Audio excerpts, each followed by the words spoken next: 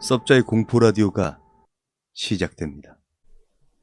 여러분, 구독과 좋아요는 섭자에게 아주 큰 힘이 됩니다. 안녕하세요, 형님들. 제가 살면서 겪은 일들을 글로 써서 고학력자분들께 보여드리고자 합니다. 잘 부탁드립니다. 나는 어릴 때부터 기가 많이 약했다. 모두가 기가 세다고, 심지어 나조차도 스스로가 기가 세다고 생각했지만 기가 많이 약했다.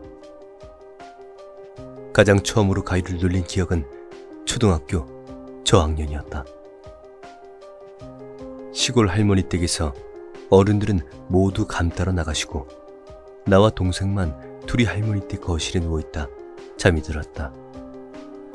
그리고 눈을 떴을 땐 아무 소리도 들리지가 않고 몸 어느 곳조차도 움직일 수가 없었다.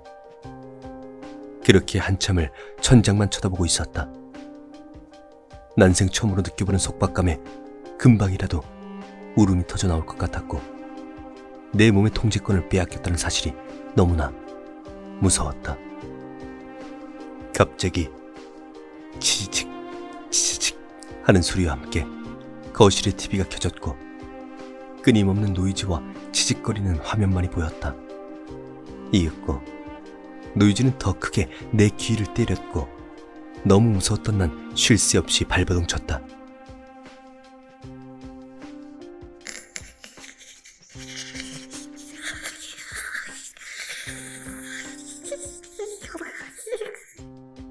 키득거리는 웃음소리가 들렸고 엄마가 나를 흔들어 깨우셨다. 내 인생 최고의 가위였다. 중고등학교는 평범했다. 정말로 평범한 학창시절이었다. 모태 불교였던 난 팔에 항상 염주를 차고 다녔고 염주는 그 당시 시계나 팔찌가 없던 내게 좋은 액세서리였다. 고3 때 다시 가위를 눌리기 시작했다. 그때부턴 누군가가 내 옆에 나타나기 시작했다.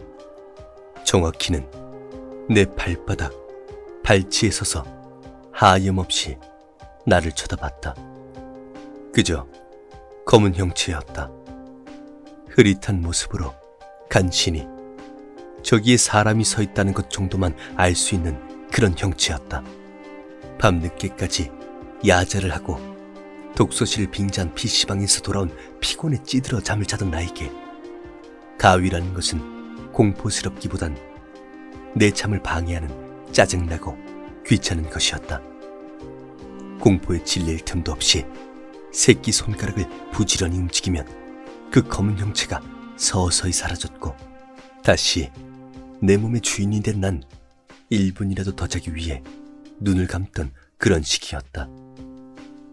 그렇게 청소년기를 보내고 20대가 되었을 때 정말 열심히 놀았다. 아주 막 놀았다. 대학교에 입학하고 몇 달은 거의 늦은 새벽에 기다시피 집으로 들어와서 골아떨어졌다. 가위, 귀신과 난 거리가 멀었고 그저 평범한 20살이었다. 20살 여름 무렵 나는 다시 가위에 눌리기 시작했다.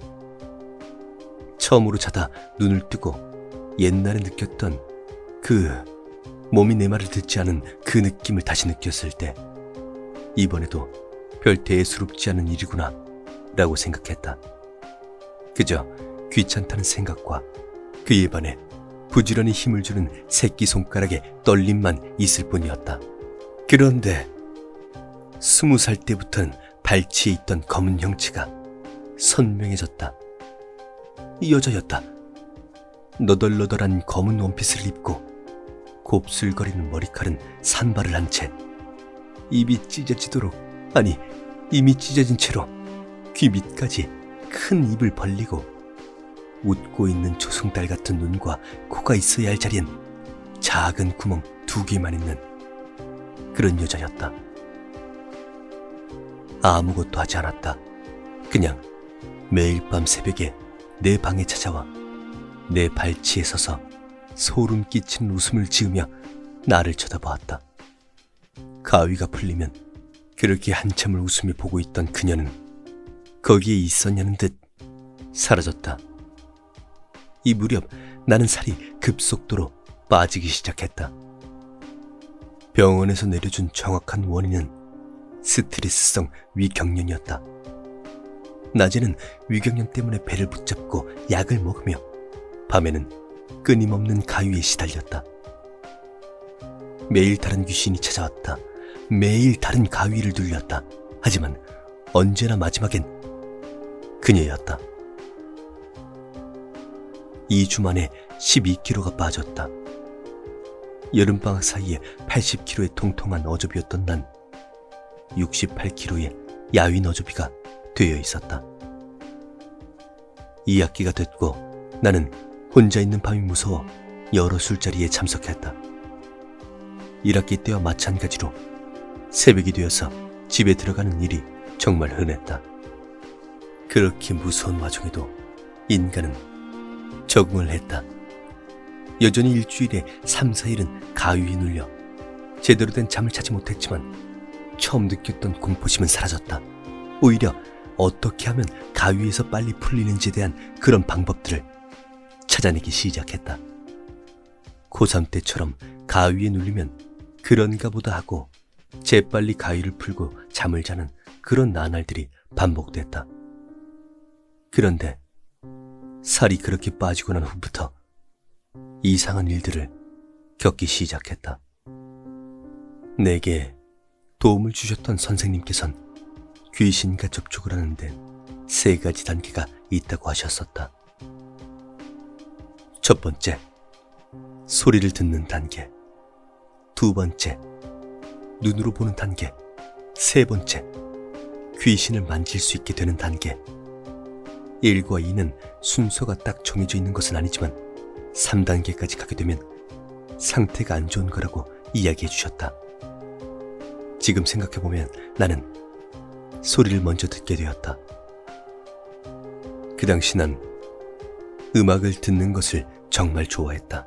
특히 힙합, EDM 같은 신나거나 비트가 있는 노래들에 빠져 살았다. 가수들의 CD를 사서 모았고 MP3에 늘 노래를 담고 다녔다. 인생의 첫 아르바이트를 해서 그 모은 돈으론 좋은 것을 샀었고 스피커도 장만했었다. 늦은 밤 약속이 없을 땐 집에서 노래를 들으며 컴퓨터를 하는 게 나의 즐거움이었다. 여느 때와 다름없었다. 노래를 틀어놓고 싸이월드를 하고 있는데 뭐해? 라는 이질적인 목소리가 뇌를 뚫고 내 귀를 훑었다. 순간 놀라서 등 뒤를 두리번거렸지만 아무도 없었다. 내가 몸이 허해지긴 했나 보다 라고 생각하며 다시 모니터로 시선을 돌리자 왜? 라는 목소리가 들렸다. 밖에서 나는 소린가 싶어 방문을 열고 거실로 나갔지만 모두가 잠든 새벽이었다.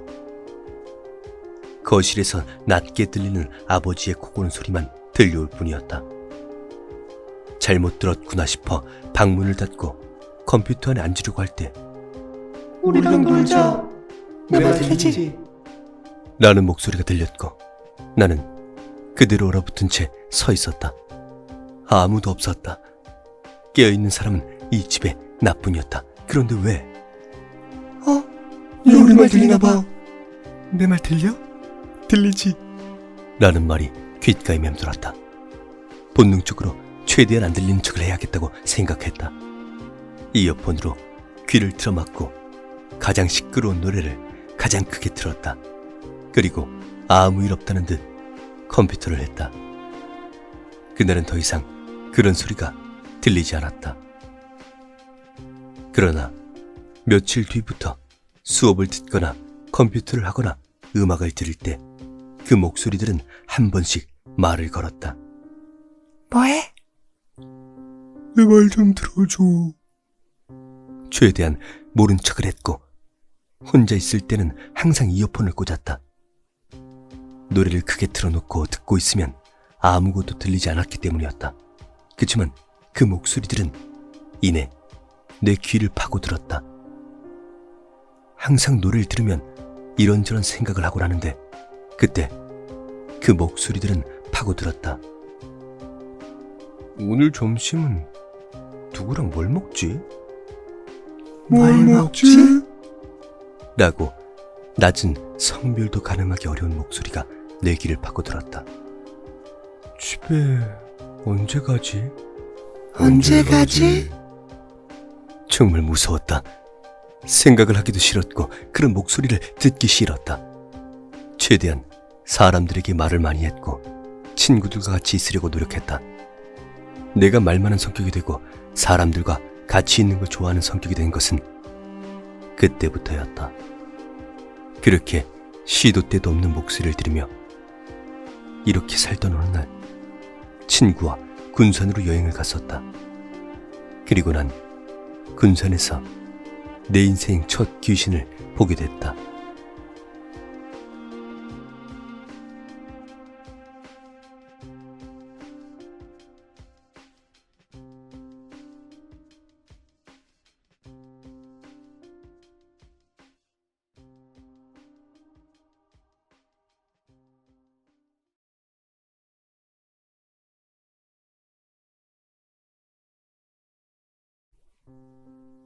국문과에 입학하여 한참 문학과 소설에 불타오르던 20대 초반, 친구와 나는 1박 2일로 군산으로 여행을 떠났다.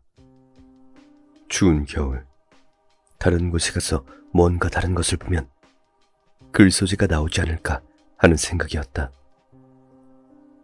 그 당시만 해도 군산이 지금처럼 유명하지 않던 시기였고 텅 빈 길거리를 돌아다니며 무슨 글을 쓸까 하고 친구와 토론하던 지극히 20대 초반의 문학생도들 같은 여행이었다. 한참을 돌아다니고 구경하던 우린 그 당시 새로 만들어졌다는 은파 호수공원을 가게 되었고 저녁 식사 이후 불빛 하나 없는 저수지를 둘러보고 있었다. 야, 어두우니까 뭔가 좀 으스스한데? 아이씨, 야, 그런 말 하지 마. 진짜 무섭단 말이야. 이런 시덥지 않은 이야기들을 주고받으며 캄캄한 저수지를 걷고 있었다. 그 당시 나는 이 친구가 귀신이라면 질색을 한다는 것을 알고 있었다. 캄캄한 저수지, 스산한 겨울밤, 귀신 이야기를 하기 최고의 조건이었고 나는 친구를 놀리기 위해 저수지 쪽을 바라보며 이야기를 꺼냈다. 저게 뭐지? 야, 저기 저수지 봐봐. 뭐?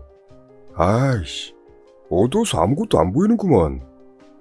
야, 자꾸 그러지 말라니까. 아니, 저기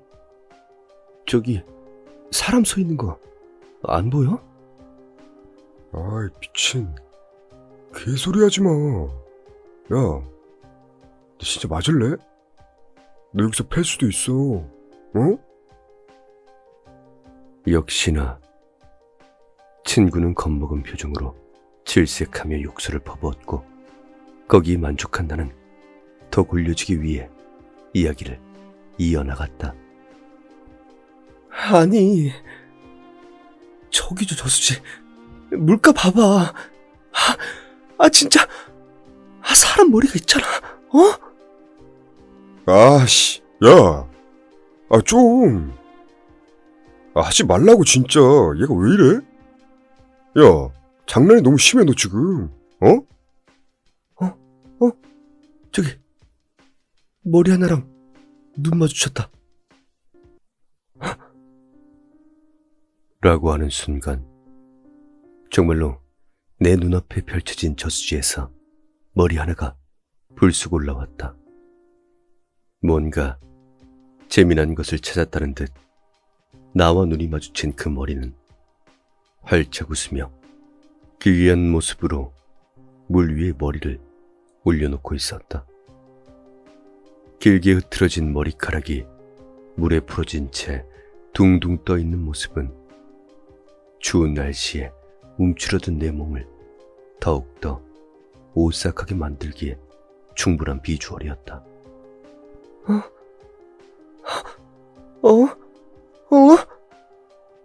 아, 진짜. 얘가 왜 이래? 야, 그만하라고. 나 그런 거 진짜 싫어하는 거 알면서 그러냐? 어? 왜 그래? 아니, 그게 아니라, 너 저거 안 보여? 봐봐. 그때부터는 진심이었다. 물 위에 머리를 내놓은 채 웃고 있는 저 머리가 내 눈에만 보이면 너무 무서울 것 같았기에 친구에게 오히려 애원하다시피 물어봤다. 야, 너 진짜 안 보여? 진짜? 야! 아씨, 안 보인다고. 그만해라, 좀. 아씨, 진짜 짜증나게. 라고 말하며 친구는 빠른 속도로 저수지 출구 쪽으로 달려가기 시작했고 나는 멍한 표정으로 저수지를 쳐다보았다. 안기를 걷어내고 내게 다가오려는 듯 그 머리는 선명하게 나를 쳐다보며 웃고 있었다.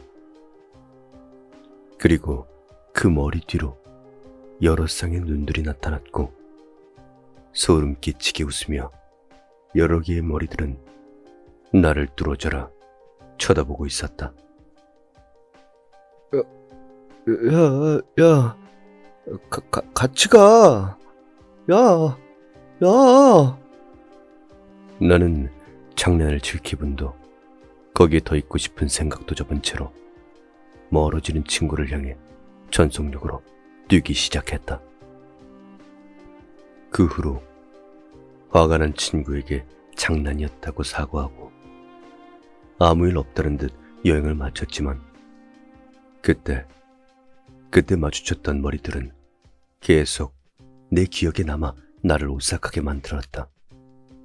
그때부터 내 눈은 한 번씩 남들에게 보이지 않는 것들이 보이기 시작했다. 항상 눈에 보이는 것은 아니었지만 잊을만 하면 보이는 그것들은 내게 큰 충격이었다. 그러나 이내 곧 그런 것들에게 익숙해졌고 TV 프로그램에서 나온 고스트 헌터들처럼 될 수도 있겠다는 사실이 그 당시 철없던 내게 큰 재미를 주었고 친한 몇몇 사람들에게는 내가 이러이러하다는 것을 이야기하는 수준에 이르렀다. 돌이켜보면 정말 멍청한 짓이었고 귀신들에게 내가 당신들을 볼 수 있다는 것을 동네방네 소문내고 다니는 꼴이었던 것 같다. 정확히는 잘 기억이 나지 않았다. 그냥 길거리를 걷다가 버스를 탈 때, 공원, 놀이터 등을 돌아다닐 때 지나가다 보면 사람인가? 싶을 정도의 느낌만 받았다. 유난히 안색이 창백하다는 걸 제외하면 내가 보기엔 일반 사람과 똑같다. 대신 내가 쳐다봤을 때 느껴지는 오싹함으로 나는 그 사람들이 산 사람인지 죽은 사람인지를 판단하였다. 처음엔 어린 나이에 친구들에게 의지되고 싶고 내가 뭔가 특별한 사람이 된 것 같아서 주변의 친한 친구들과 선배들에게 자랑에 가까운 주목받고 싶은 마음에서 나온 이야기들을 떠들고 다녔다. 지금 생각하면 그랬으면 안 됐지만 그 귀신들이 내게 다른 피해를 끼친 것도 아니고 그냥 나만이 할 수 있는 특별한 능력이라고 생각했기에 나는 그랬었다. 어느 날 추석이었다. 모든 가족이 오랜만에 외갓집에 모여 맛있는 식사를 한 후 잠이 오지 않는다는 사촌 누나와 모두가 잠든 밤에 산책을 나갔다. 울퉁불퉁한 시골길을 걷고 공원에서 이런저런 이야기들을 나눈 후 새벽이 되어 돌아오던 길이었다. 아무 생각 없이 이야기를 하며 대문을 열었고 대문 옆엔 웬 어린아이가 서 있었다. 나비 넥타이에 바가지 머리를 하고 하얀 셔츠와 멜빵 바지를 입고 있는 아이였다. 전형적인 7, 80년대 부유층 자녀 같은 얼굴을 하고 있는 아이. 새벽 3시에 마당 한 구석에 서 있는 그 아이에게선 엄청난 괴리감이 느껴졌고 슬픈 표정으로 허공을 바라보는 아이를 보며 난 등골이 오싹해짐을 느꼈다. 최대한 마주치지 않기 위해 괜히 하늘을 보는 척하며 누나에게 다가갔다. 와, 누나, 여기 별이 되게 많다. 아, 진짜. 시골이라 그런가? 엄청 많네? 정말 태연한 척하며 하늘을 바라보다 빨리 집으로 들어가자고 하기 위해 누나를 쳐다봤는데 그 아이가 어느새 나와 누나 옆에 나란히 서서 허공을 응시하고 있었다. 눈이 시리도록 창백한 피부를 가진 아이는 우리와 함께 별을 보다 천천히 내게 시선을 고정했다. 저기, 나 보여? 식은땀으로 인해 등이 축축해짐을 느끼며 마냥 신기한 표정으로 하늘을 보고 있는 누나를 잡아 끌었다. 누나, 이제 들어가자. 어? 왜? 좋은데. 조금만 더 보다 들어가자. 아, 빨리. 나 졸려. 아, 춥기도 하고. 빨리 들어가자. 그렇게 불평하는 누나의 손목을 잡아 끌고 난 집 안으로 들어가려고 했다. 빠른 걸음으로 마당을 벗어나는 순간 그 아이가 내 소매를 붙잡았다. 정확히 말하면 붙잡으려고 했다. 가지 말고 나랑 놀자. 배고파. 나랑 놀아. 누나에게는 보이지 않는 무언가였겠지만 난 그 아이의 손을 애써 무시하며 아무렇지도 않은 척 집 안으로 들어갔다. 그렇게 이상하다는 누나에게 대수롭지 않게 이야기하고 나는 잠을 자려고 동생이 자고 있는 작은 방으로 가서 누웠다. 막 잠들려는 순간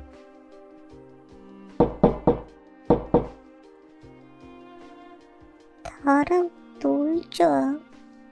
응? 배고파. 나랑 놀자. 응? 배고파. 나랑 놀자. 나는 칠흑 같은 어둠을 가늘게 파고드는 달빛과 불투명한 창문으로 보이는 검은 어린아이의 형체, 그리고 동이터 올 때까지 들리던 아이의 서글픈 소리에 잠을 이룰 수가 없었다.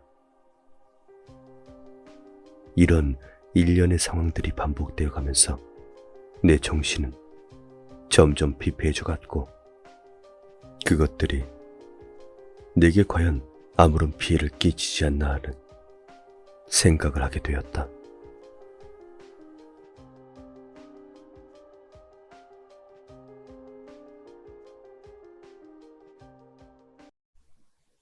결정적으로 내가 무당이든 퇴마사든 신부님이든 목사님이든 찾아가야겠다고 결심한 일이 있었다. 이전까지 내 머릿속에는 조금은, 아주 조금은 남들과 다른 인생을 살 것 같은 느낌과 이 능력을 잘 사용해서 나도 TV에 나오는 퇴마사 같은 사람이 되어야겠다는 그런 생각을 하고 있었다. 자꾸 빠지는 살도 새벽에 몇 번씩 식은땀을 흘리며 일어나도 자꾸 귓가를 맴도는 목소리들 때문에 MP3의 볼륨을 최대로 올려놓고 지내는 일상도 인간의 무서운 적응력은 조금 피폐하고 무서운, 그렇지만 어떻게든 살아가는 그런 삶으로 나를 만들어 놓았다. 대학교 2학년 여름, 나는 과 동기들과 펜션으로 휴가를 떠났다. 낮에는 바닷가에서 놀기도 하고 밤에는 고기도 구워 먹고 술도 한잔하며 즐거운 하루를 보냈다. 어둠을 머금 밤이 지나고 달빛마저 삼켜버린 새벽이었다. 피곤에 찌든 친구들은 하나둘씩 바닥에 등을 대고 잠을 청했고 나 역시 펜션 한 켠에 누워 눈만 깜빡거리고 있었다. 벽에 걸려있던 시계는 3시를 가리키고 있었고 그렇게 나는 슬며시 잠이 들어가고 있었다.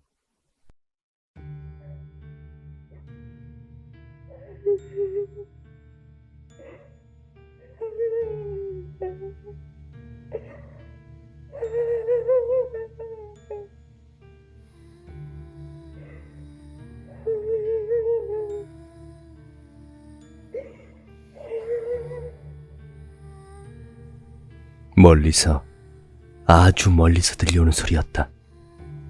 집중하지 않으면 뭔지도 모를 그런 소리였다.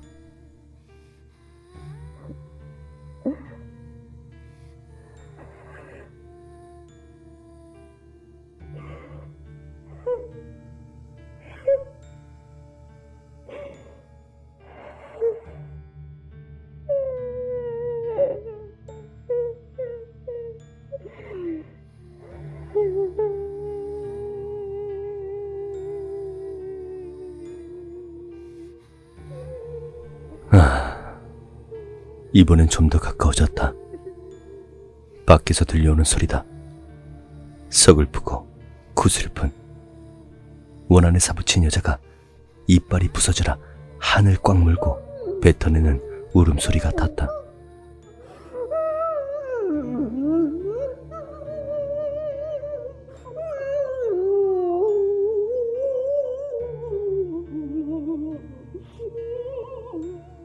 마치 펜션 벽에 대고 지르는 소리 같다. 너무 서글프고 한에 서묻힌 여자다. 더 이상 감정을 참지 않고 내가 이만큼 서럽다고 외치는 절규 같았다. 응? 저 여자는 누굴까? 문득 이런 생각이 들었다. 왜 이 시간에 저렇게 우는 거지? 그리고 이런 생각이 들었다. 얼마나 억울하길래 이렇게 서럽게 우는 걸까? 이렇게 생각이 든 순간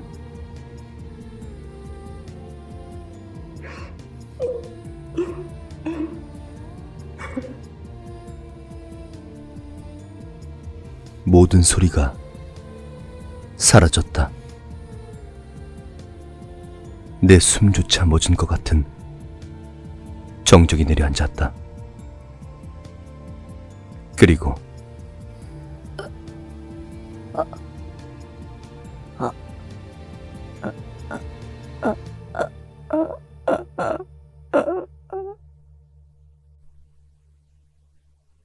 아무런 말도 할 수 없었고 아무것도 할 수 없었다. 마치 내 몸이 아닌 것 같은 이질감이 20년을 살아온 내 몸에서 느껴졌다.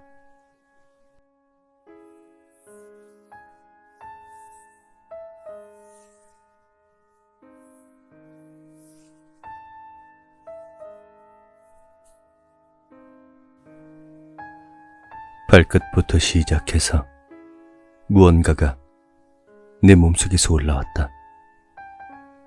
얼음같이 차가운 느낌이 순식간에 내 양발부터 시작해서 머리끝까지 내 몸을 가져갔다는 생각이 들었을 때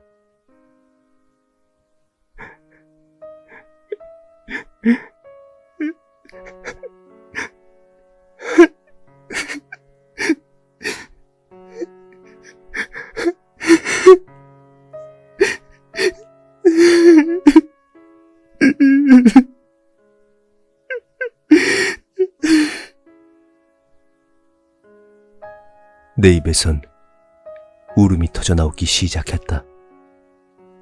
그냥 참을 수 없이 서러웠다. 슬프고 억울하고 서러웠다. 소리내서 엉엉 울지 않으면 내 몸이 터져버릴 것 같은 기분이었다. 아, 이래서 그렇게 서글프게 울었구나. 라는 생각이 드는 와중에도 그 감정은 사라지지 않고 입으론 계속 통곡을 하며 눈에선 굵은 물줄기가 쉴 새 없이 흘러내렸다. 그렇게 한참을 대성통곡을 하고 있자 너무 서러워.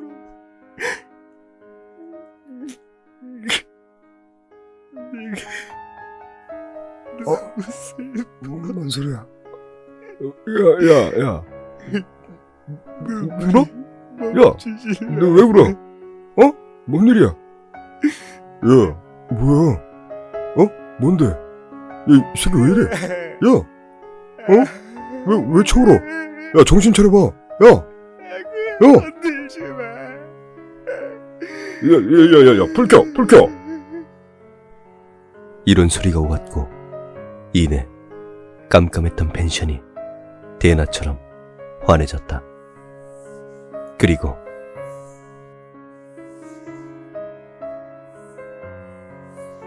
그 얼음장 같은 기운이 이번엔 내 머리끝부터 시작해 발끝으로 사라져가는 기분을 느낄 수 있었다.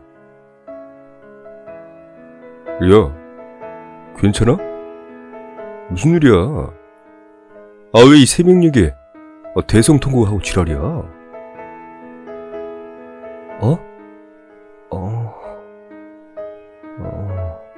안 좋은 꿈을 꿨나 봐. 나도 잘 모르겠어. 야, 너 제정신 아닌 것 같았어. 뭐 그렇게 눈을 부릅뜨고 무섭게 우냐? 미치는 줄 알았어. 내가? 내가 어떻게 울었는데?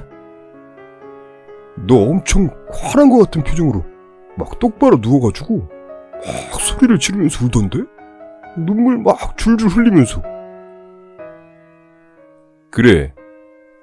그렇게 우는 사람은 나도 처음 봤다. 너 괜찮은 거 맞아?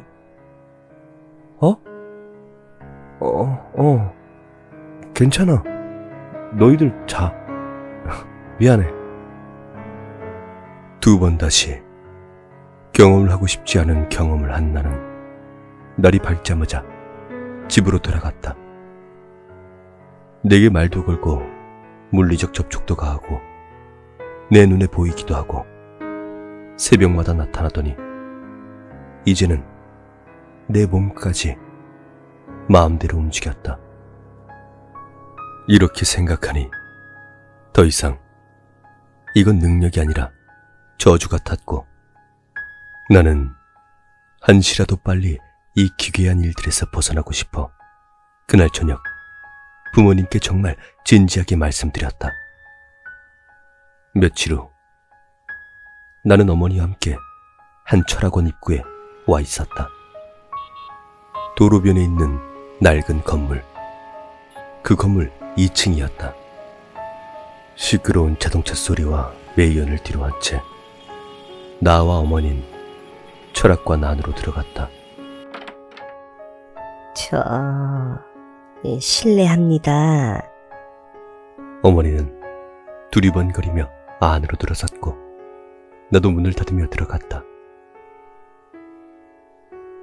예, 어서 오십시오. 개량 한복을 입고 수염을 기르신 고고한 학자 같지만 뭔가 자유로움이 느껴지는 인상을 하신 분께서 나와서 합장을 하셨다. 안녕하세요. 저기 전화로 말씀드렸던 아, 안사람 친구분이시군요. 자, 어서 들어오세요. 그분께서는 인자한 웃음을 지으며 우리를 안으로 안내하셨고 나는 어정쩡하게 서 있다가 슬쩍 인사를 하며 안으로 들어갔다. 그분께서 안내한 곳은 작은 방이었다. 수많은 풍수지리 관련 서적과 불경들, 작은 액자들과 앉은뱅이 책상이 놓여진 작고 아늑한 방. 그분께서는 우리를 앉게 하신 뒤 말없이 찻잔과 보이차 잎을 준비하여 따뜻한 차를 한 잔씩 내오셨다. 신기한 것은 그 방에 들어가고 난 뒤부터 시끄러운 자동차 경적 소리, 매연 냄새, 주변의 소음이 하나도 들리지 않았다는 것이었다. 단지 코끝을 살며시 쓸고 가는 옅은 향냄새와 은은하지만 진하게 올라오는 따뜻한 차향만을 느낄 수 있었다. 선생님께서는 차를 홀짝이며 나를 쳐다봤다.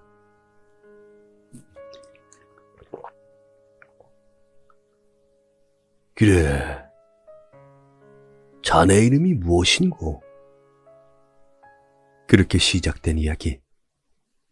뭔가 많은 이야기는 아니었지만 나는 여러 가지를 알 수 있었다. 일단 선생님은 합천 해인사에 어릴 적 들어가서 스님이 되신 분이었다. 성인이 되고 나서도 계속 절에서 불도를 닦던 선생님은 밖으로 나가서 많은 것을 경험하고 사람들과 어울리면서 살고 싶다는 생각을 하셨다고 한다.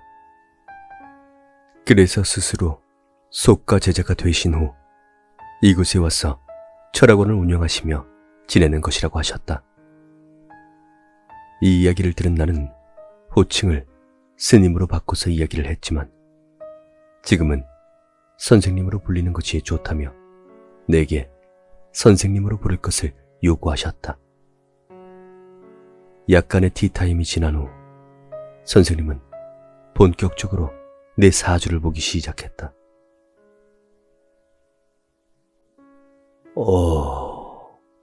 이거 사주가 아주 굉장하구만. 네? 왜요? 좋은 사주예요? 자네 음팔통 사주라고 아는가? 네? 그게 뭐예요?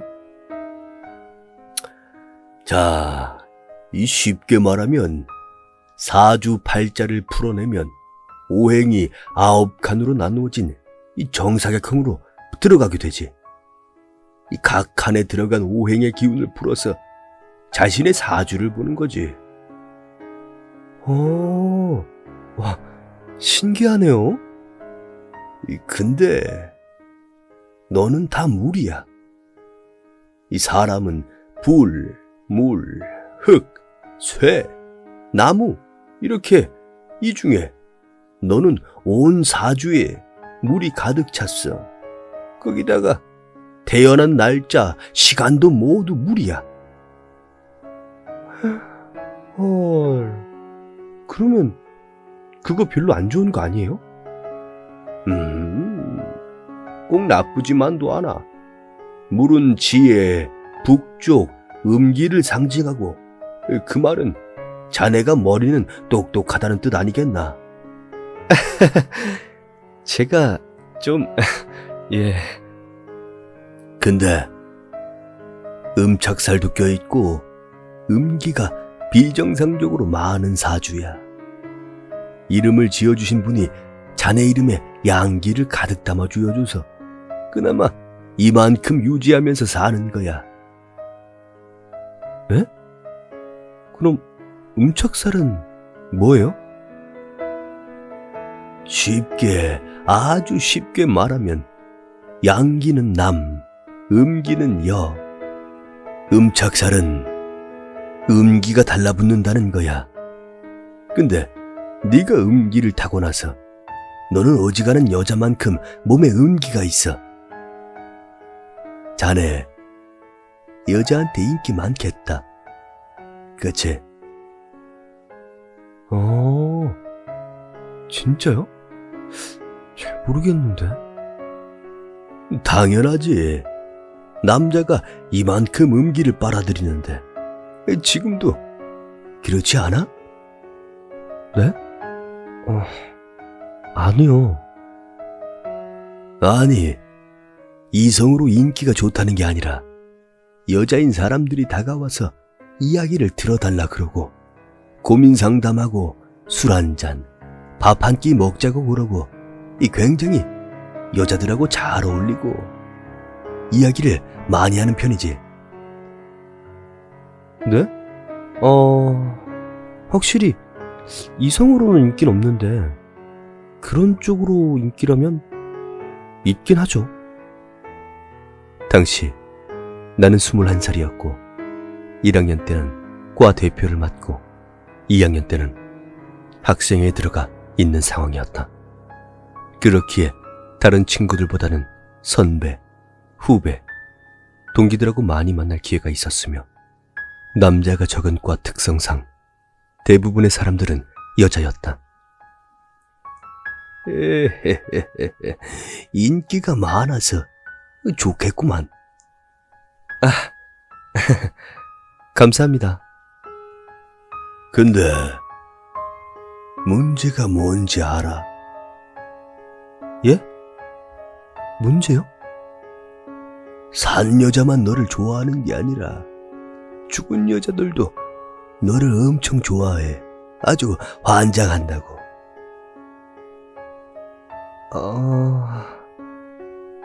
죽은 여자들이 구천을 떠돌다가 너를 발견하면 얘는 어쩐지 나를 자꾸 끌어당겨.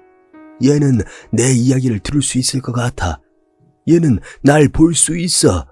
라고 하면서 너한테 찰싹 붙을 거야. 조심하라고. 예.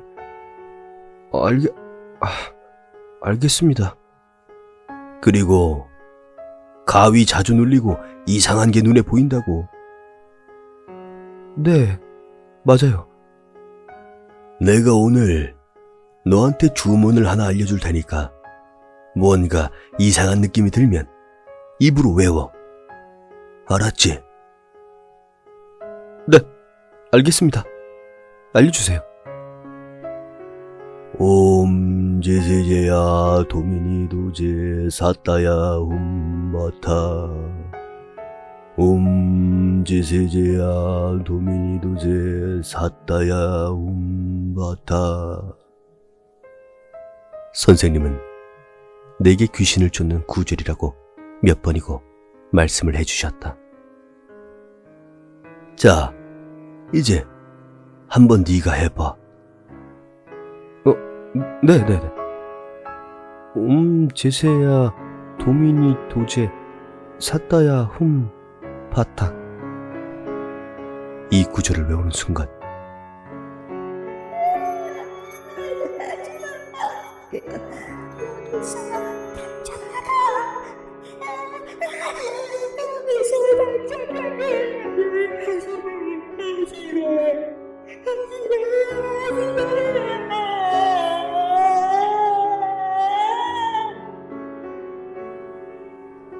머릿속을 뭔가가 강타하는 느낌이 들었다. 순간적으로 머리가 띵해지며 절규에 가까운 여자의 목소리가 머릿속에서 화를 터뜨렸다. 내가 놀라서 주변을 두리번거리자 선생님이 나를 보며 입을 여셨다. 너 상태가 안 좋네.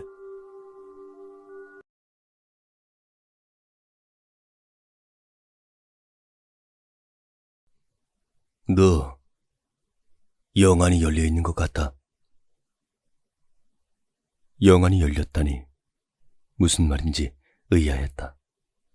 귀신을 보는 무속인들이나 TV 프로그램에서 자주 나오던 말 아닌가. 영안이라면 말 그대로 귀신을 볼 수 있는 다른 눈을 띄었다는 말이지. 자네가 현재를 보고 있는 그 눈 말고 다른 눈.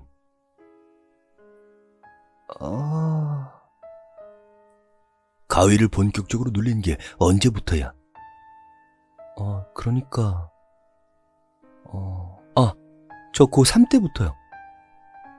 고등학생 때 주로 새벽에 집에 왔지. 2시 넘어서.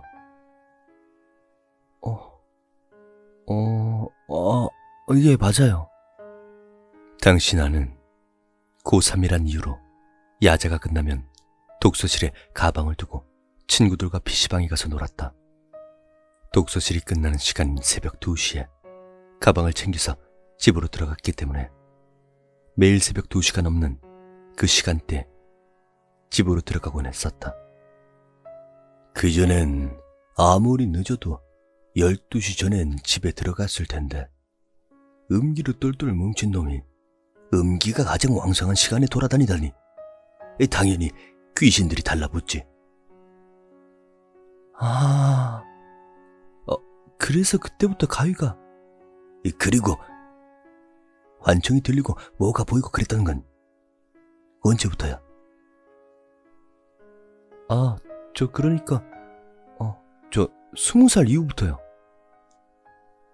인적이 드문 곳에 자주 갔거나 음주 가물을 즐기면서 새벽까지 놀았거나 밤에 돌아다니는 걸 좋아했겠지.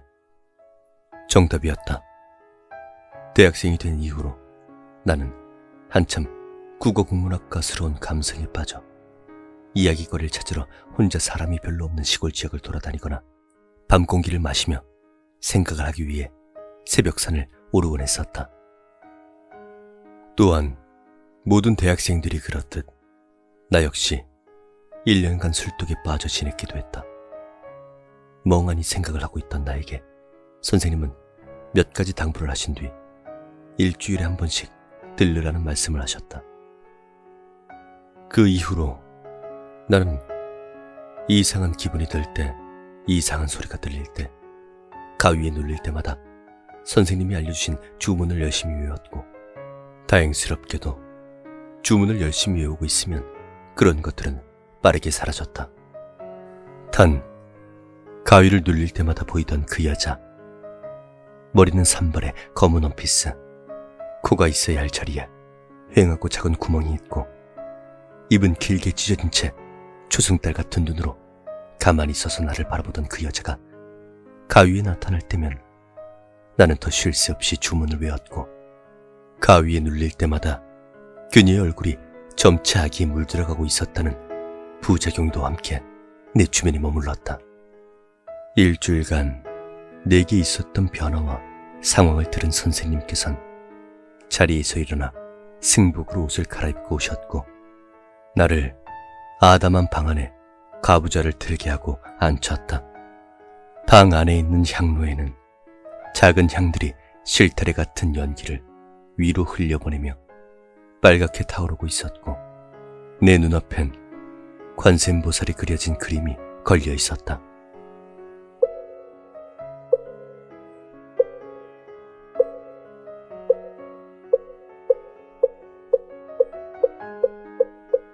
높지도 낮지도 않은, 너무 세지도 약하지도 않은 청아한 목탁 소리가 내 뒤에서 울리기 시작했고, 선생님의 힘있는 육성으로 불경을 외우는 소리가 들리기 시작했다.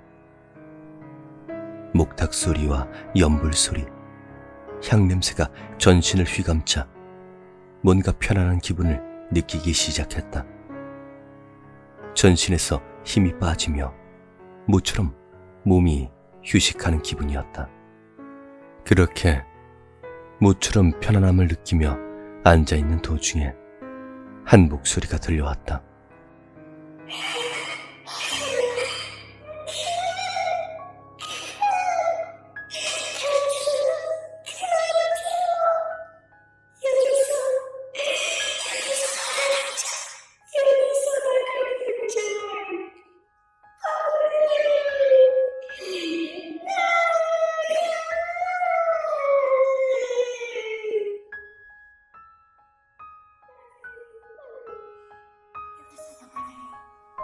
내 귓가에서 쉴 새 없이 높낮이 없는 목소리가 소리치기 시작했고, 편안하게 느껴졌던 연불 소리가 들릴 때마다 온몸을 바늘로 찌르는 듯한 아픔이 느껴지기 시작했다. 가만히 있거라! 갑자기 선생님이 내 어깨를 죽비로 내리쳤다. 가볍게 때리는 것임에도 불구하고 내 어깨는 망치에 두들겨 맞은 듯한 통증과 무거움이 느껴졌다. 선생님은 목탁을 치는 와중 중간중간 목탁을 멈추고 죽비로 내 어깨를 내려치기 시작하셨고, 그때마다 내 귓가에서 절규하는 목소리는 더 크고 빠르게 들려왔다. 버티거라. 가만히 있어. 나에게 이야기하는지도 모른 채로 나는 그저 여기서 탈출하고 싶다는 생각만 되뇌이며 필사적으로 참았다. 다리가 덜덜 떨리고 땀이 쉴 새 없이 흘렀지만 입술을 잘근잘근 씹으며 그 자세 그대로 앉아 있었다. 얼마나 지났을까. 목탁 소리와 연불 소리가 멈추고 나는 눈을 떴다. 얼마나 힘을 주고 눈을 감고 있었는지 초점이 잘 잡히지 않았고, 눈앞에 다 타서 하얀 가루로만 남아있는 향을 보며 정신을 차렸다. 몸을 일으키려고 바닥에 손을 짚자 따끔한 느낌이 손바닥에 전해졌다. 손바닥엔 선명한 4개의 손톱 자국이 나 있었고, 내 손톱은 피범벅이 되어 붉게 번져 있었다. 입술도 다 터져버려서 입안에 감도는 비릿한 맛을 느끼며 나는 온몸이 땀에 젖은 채 일어나 선생님을 바라보았다. 선생님은 조금 놀란 듯 나를 쳐다보시더니 이윽고 죽비를 내려놓으며 말씀하셨다. 혹시 너 누구한테 원한이라도 산 거 있니? 온몸이 저릿저릿했다. 손바닥에서 느껴지는 따끔한 감각과 입안에 퍼지는 피맛을 느끼며 나는 서서히 정신이 맑아지는 느낌이 들었고, 이내 선생님 앞에 정좌를 하고 앉았다. 아니요. 원하는 무슨. 나름대로 누구한테 피해주지 않고 살았습니다. 아니, 정확히 얘기하면 너 여자한테 원한 살만한 짓을 했냐고 묻는 거야. 여자요? 니한테 붙어있는 그거 보통 원한이 아니야. 여자가 한을 품으면 5~6월에도 서리가 내린다고 하지. 네, 들어보긴 했어요. 어지간한 한이 아니라 원한이 사무쳐서 너 하나만 보고 있어. 너 죽이고 싶다고 말이야. 에? 저를요? 여자를 울렸다거나 상처를 주었다거나 그 여자의 신변에 위협이 될 만한 짓을 했다거나 사고 쳤다거나 뭐 중요한 거니까 그냥 솔직히 말하거라. 아니요, 전혀 그런 일이 없는데. 진짜 없었다. 남중남고를 나와서 대학생이 된 이후로 몰려다니면서 술 마시기 바빴던 나날들이었는데 여자랑 관계될 일이 무엇이 있었겠는가? 과에 친한 여자 사람 친구들이 있긴 했지만 날이면 날마다 모여서 술이나 마시고 막차를 타고 비틀거리면서 집에 가는 날들의 반복일 뿐이었다. 에이, 선생님. 아무리 생각해도 그런 일은 없어요. 지나가면서 실수로라도 그런 적이 있나 생각을 해봐도 전혀 없습니다. 그러면 선생님은 한동안 말이 없으셨다. 나는 조용히 앉아 고요한 눈으로 내게 시선을 고정시킨 채 말없이 앉은 선생님 맞은편에서 조용히 식어버린 차를 홀짝일 뿐이었다. 내가 잘못한 게 없음에도 불구하고 선생님의 눈을 똑바로 바라볼 때면 왠지 모를 갈증이 느껴지고 불안하곤 했다. 이윽고 선생님이 시선을 거두고 말씀하셨다. 오늘은 이쯤 하자. 일단 일어나서 집으로 가거라. 네? 네, 알겠습니다. 선생님은 죽비와 목탁을 정리하시면서 내게 등을 돌린 채 이야기하셨다. 너가 집에서 몇째지? 밑에 남동생 하나 있고. 네, 맞습니다. 그럼 곧바로 집으로 가서 엄마한테 물어봐라. 혹시나 누나가 있냐고. 네? 누나... 네, 알겠습니다. 아리송한 선생님의 말을 듣고 난 후 나는 곧바로 집으로 돌아갔다. 저녁 때가 되어 어머니와 둘이 저녁을 먹을 때 나는 어머니께 물었다. 저기 있잖아, 엄마. 혹시 내 위에 누나가 있어? 아니, 내 위에 말이야.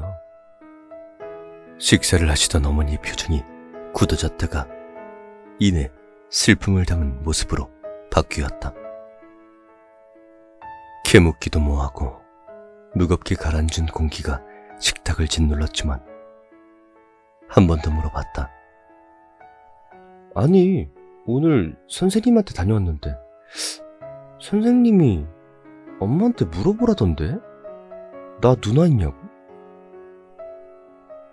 어머니께선 잠시 멈칫하더니 숟가락을 내려놓고 이야기하셨다.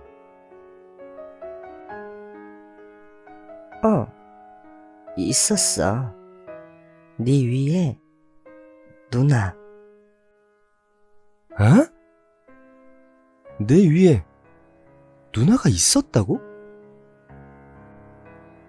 어머니의 입에서 나는 처음 듣는 이야기가 흘러나왔다. 어머니와 아버지께서 결혼하시고 난 후 첫 아이를 가졌다고 하셨다.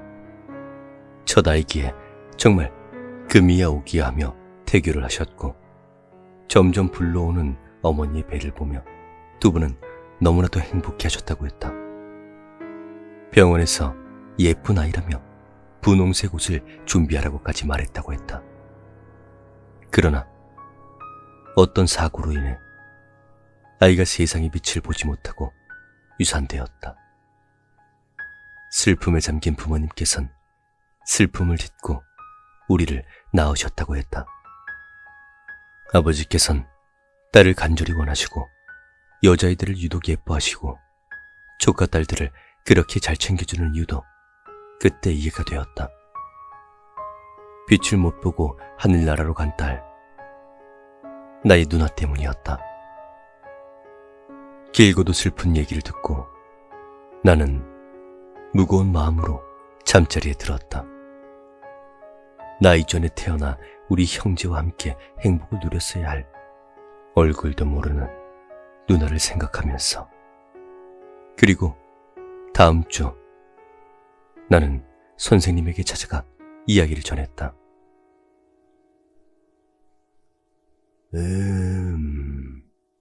그랬구만. 빛을 못 보고 가버려서 원한을 가졌구나. 네, 뭔가 좀 안타깝기도 하고, 슬프기도 하고 그러네요. 그러나 선생님의 반응은 측은함을 가진 나와는 달랐다. 너 뭔가 잘못 생각하는데 네 누난 네가 죽길 바라는 것 같다. 네?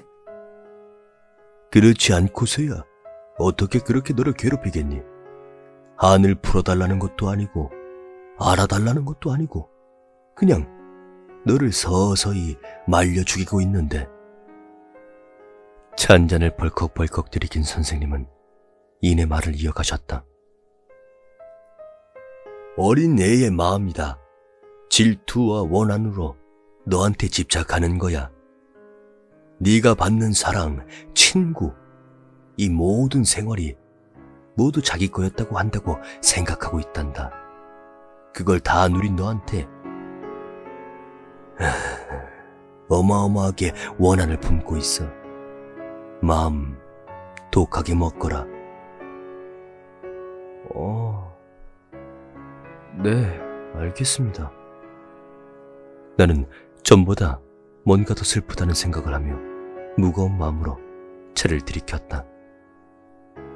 저번 주와 마찬가지로 가부좌를 틀고 연보를 외우고 족비로 어깨를 맞아가면서 엄청난 고통을 견딘 후 집으로 돌아왔다.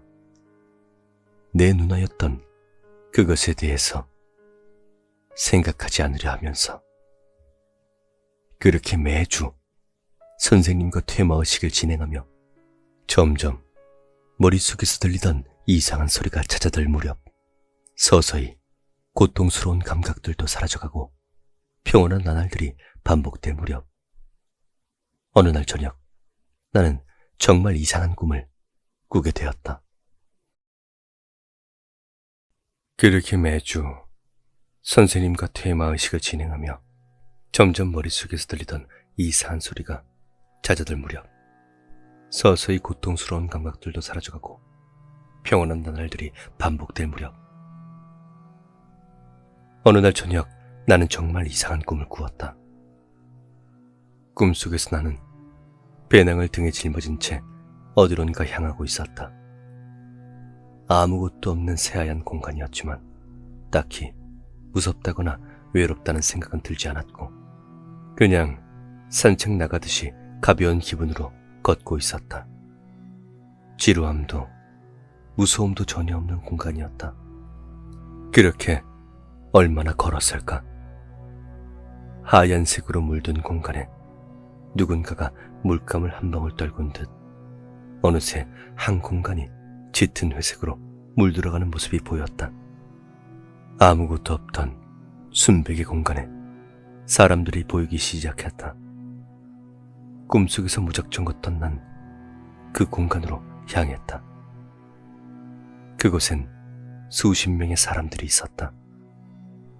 모두가 짙은 먹색의 망토를 뒤집어 쓴 채 후드로 머리까지 가린 채 마치 흑마술을 다루던 고전 영화에서나 나올 법한 모습이었다. 나는 멀찌감치 떨어져서 그들을 구경하기 시작했다. 뭔가 웅장하면서도 엄숙한 누군가를 위한 제사를 지내는 모습이었고 무섭다거나 이상하다는 생각은 전혀 하지 못한 채 멍하니 그들이 제를 올리는 모습을 바라보았다. 수십의 사람들이 내게 등을 보인 채 똑같이 고개를 숙여 예를 갖추고 있었고 그 앞에는 제사장으로 보이는 사람이 절을 한 채 엎드려 있는 뒷모습이 보였다. 그리고 그 앞엔 커다란 제단이 있었다. 작고 빈약한 음식들이 올라간 제사상과 알 수 없는 언어들로 쓰여진 명패, 그리고 제사장의 앞에 놓인 커다란 향로. 특이한 점은 눈앞에 놓인 그 향로에는 향이 없었다. 그저 아주 고운 흙으로만 채워져 있는 향로였다. 아니, 무슨 제사를 지내는데 향도 없이 제사를 지내? 라고 생각하며 의아해하던 난 다시금 그 특이한 모습을 바라보았다.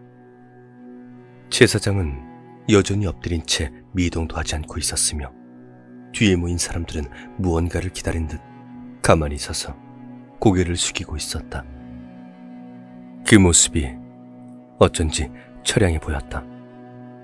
왜 향도 피우지 않고 제사를 지내는가? 저들은 왜 움직이지 않을까? 내가 뭔가 도움이 될 수는 없을까? 어쩌면 이곳까지 나를 오게 한 건 저들을 도우라는 뜻이 아닌가? 지금 생각하면 나는 엄청난 오지랖을 꿈속에서도 부린 것이다. 문득 편하게 앉아 그 모습을 구경하던 나는 내 가방을 뒤지기 시작했다. 굉장히 가벼운 그 백팩을 열었을 때 바닥에 다소곳하게 놓여 있었던 향을 발견했다. 한두 개가 아닌 종이각에 담겨진 향 한 세트. 뚜껑을 열자 꿈속임에도 불구하고 정신이 아득해질 정도로 강한 향이 사방을 휘감았다. 마치 무색무취의 이 공간에 향기로 색깔을 입히려는 듯 그렇게 향은 내 몸을 감쌌다. 그래, 내가 여기까지 온 이유는 향도 없이 제사를 지내는 저 불쌍한 사람들에게 내가 가진 향을 선물하기 위해서인가 보다. 향을 받고 저 사람들이 고마워할 모습과 기뻐할 모습이 눈앞에 그려지며 나는 종이각을 움켜쥔 채 그들을 향해 걷기 시작했다. 그들에게 가까이 다가가자 진시황릉을 지키는 병사들처럼 우두커니 서있던 수십의 군중이 썰물처럼 양쪽으로 갈라지며 내게 길을 터주었고 나는 향을 손에 쥔 채 검은 무리 속으로 들어가려 했다. 조심스럽게 그 속으로 들어가려는 찰나 턱 갑자기 누군가가 내 팔목을 아주 강하게 꽉 잡았다. 너 지금 뭐하냐? 깜짝 놀라 고개를 돌려보니 철학관 선생님께서 내 팔목을 단단히 잡고 계셨다. 승복을 차려입은 채 한 손에 족비를 쥔 선생님께선 아주 무서운 표정으로 나를 뚫어져라 보고 있었고 부릅뜬 두 눈에선 작은 불씨가 보이는 듯했다. 아니, 너 지금 뭐하고 있냐고? 에? 선생님, 저 재단에 향이 없어서. 에? 그래서? 그래서 마침 제 가방에 향이 있길래 그것 좀 갖다 주려고요. 이 멍청아! 순간 선생님께서 엄청난 목소리로 내게 호통을 쳤다. 야, 이 정신 나간! 아유, 이 미친놈. 네가 뭔데 저기에 네 향을 줘? 아니, 저기 향도 없이 제사를 지내니까 불쌍해서. 아이 멍청한 놈아. 그러니까 그걸 네가 왜 신경 쓰냐고. 헛소리 하지 말고 빨리 날 따라오기라 해. 선생님께서는 그렇게 말씀하시곤 엄청난 힘으로 내 팔목을 잡고 나를 끌고 가셨다. 나는 아무런 바람도 하지 못한 채 그저 질질 끌려가면서 눈앞의 재단을 바라보았다. 향 갖다 줘야 되는데. 향 갖다 줘야 되는데. 그때 제사장이 몸을 벌떡 일으켰다. 제사장은 뒤집어 쓴 후드를 벗고 획 고개를 돌려 나와 선생님에게 눈을 고정시켰다.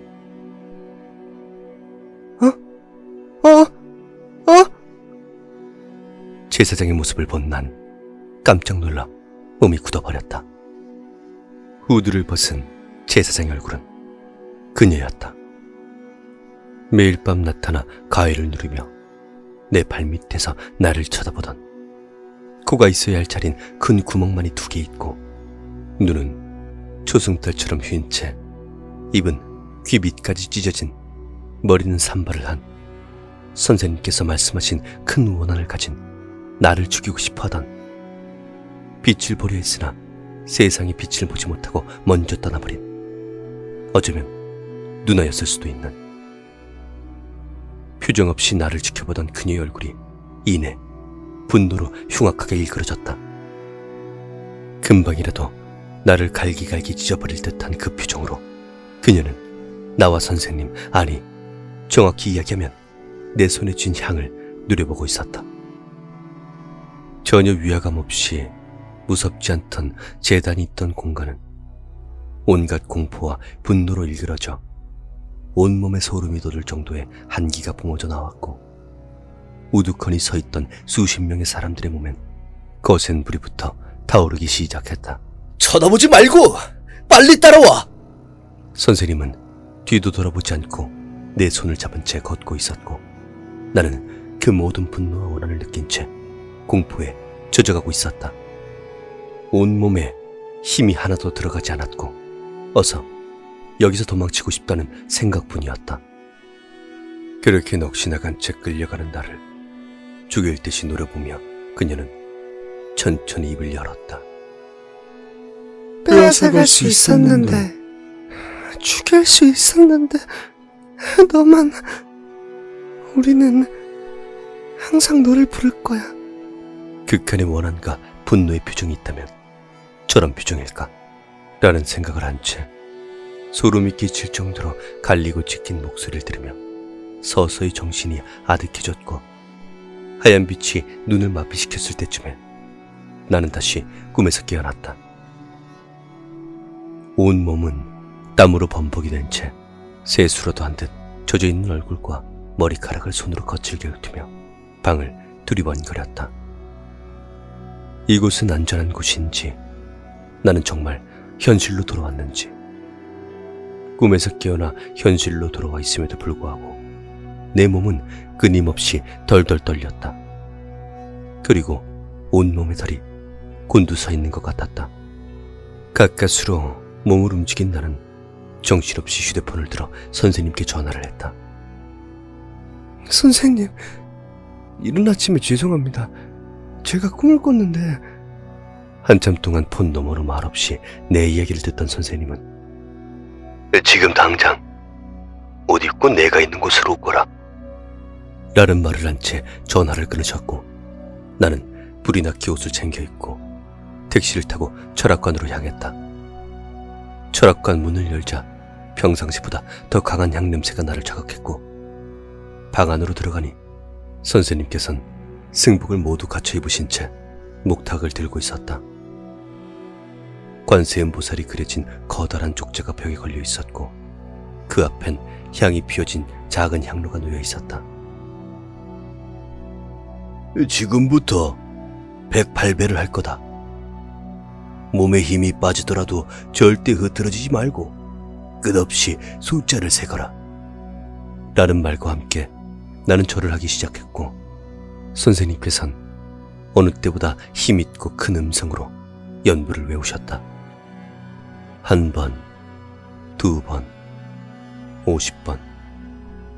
몇 번을 했는지 기억도 가물가물했다.